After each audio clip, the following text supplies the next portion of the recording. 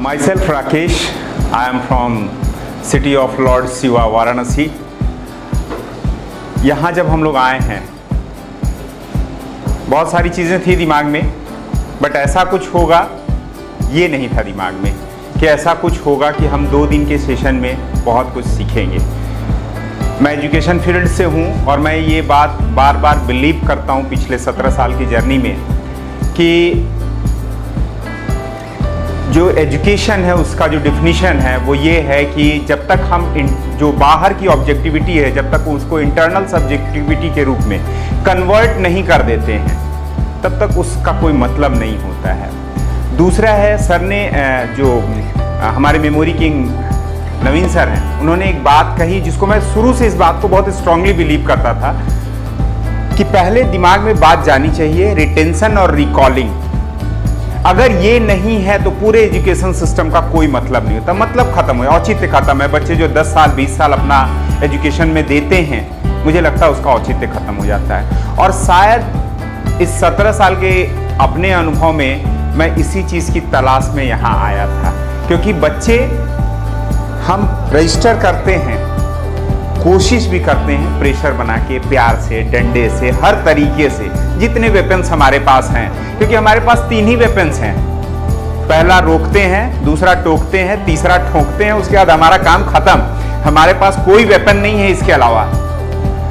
ठोकने के बाद हम सरेंडर कर देते हैं, भाई अब तुम पढ़ो या मत पढ़ो। लेकिन व्हाट अबाउट द रिकॉलिंग? हम रिकॉल कैसे कराएं? बहुत सारे सिस्टम आ गए, दुनिया एडवांस हो गई, हम लोगों ने बहुत सारी कोशिशें कर ली, एनिमेशन, पिक्चर्स, ये वो, लेकिन जब तक हम सेल्फ खुद से किसी चीज़ को देखने का विजन नहीं पैदा करेंगे तब तक किसी चीज़ को मेमोराइज करके रख पाना मुझे नहीं लगता कि ये पॉसिबल है, जो हमें नवीन सर ने सिखाया।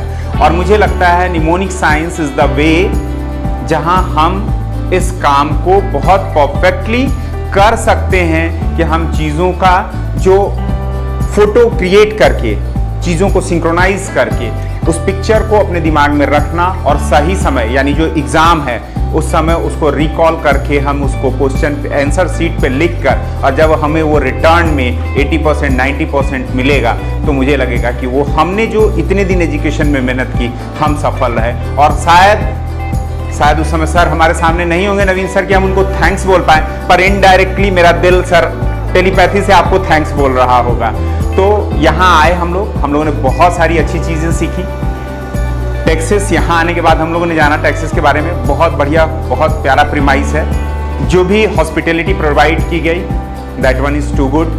स्पेशली मैं अपने लिए बोलूँगा क्योंकि मैं लहसुन प्याज भी नहीं खाता, तो मुझे जो भी चीज़ें चाहिए थी मुझे प्रोवाइड की गई हैं। And last one, Narendra sir, Monica ma'am, Preeti ma'am, सब लोगों ने बहुत कोऑपरेट किया है, सब लोगों ने सहयोग किया है। और मैं दिल से ये चाहूँगा कि हम लोग लॉन्ग टर्म तक जुड़े रहें और आशा करते हैं कि बार बार हमें ये अवसर मिलेगा। कहीं ना कहीं हमारा उद्देश्य है बच्चों का एक बेहतर भविष्य, उसमें सर, नवीन सर और बाकी लोगों का सहयोग मिलता रहेगा और हम बच्चों के बेहतर भविष्य और अपने अच्छे बेहतर भविष्य के लिए भी लगातार बैगलेस इंडिया के साथ, टेक्सास के साथ जुड़कर काम करते रहेंगे। बहुत बहुत धन्यवाद है, नमस्कार।